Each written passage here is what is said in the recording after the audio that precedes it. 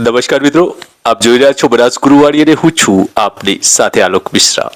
મહત્વની વાત કરીએ આ મહત્વના વિડીયોમાં યુડાયસ પ્લસમાં જે આપણે SO2 ફોર્મ ભરીને MIS ને આપ્યું છે અને એન્ટ્રી અત્યારે MIS દ્વારા ક્લિયર કરી દેવામાં આવી છે અને એની ડિટેલ્સ પણ આપણે યુડાયસ પ્લસ ની અંદર આપણા લોગિનમાં આવી ગઈ છે।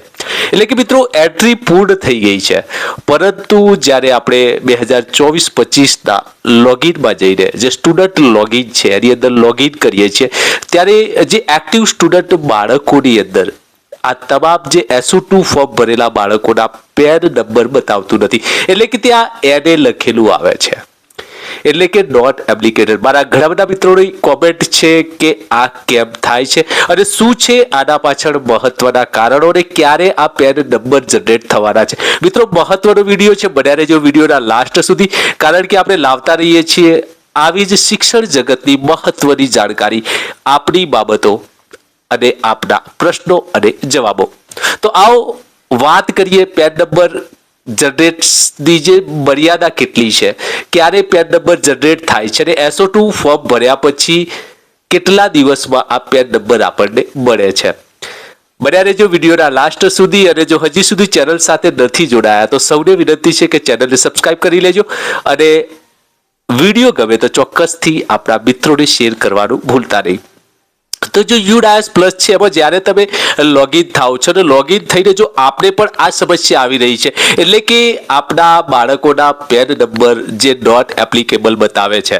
મિત્રો આ એક જે યુડાયસ પ્લસની અંદર SO2 ફોર્મ ભરેલા બાળકોની જ્યારે એન્ટ્રી થઈ જાય છે ત્યારે આવા બાળકો જે છે એમના પેન નંબર જનરેટ થવાનો એક ચોક્કસ સમયગાળો છે, એટલે કે જે તારીખે આ બાળકોની એન્ટ્રી થાય છે એના 20 થી 21 દિવસ, એટલે કે ઓછામાં ઓછો જે પેન નંબર જનરેટ થવાનો સમયગાળો છે, જે વેરીફાઈ કરવાનો સમયગાળો છે એ 21 દિવસનો છે, એટલે કે 3 અઠવાડિયાનો છે।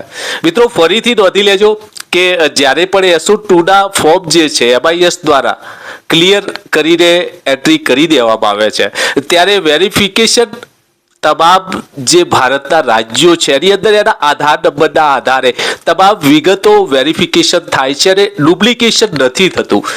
આ વેરીફાઈ થયા પછી જ, એટલે કે 3 અઠવાડિયામાં પેન નંબર જનરેટ થાય છે।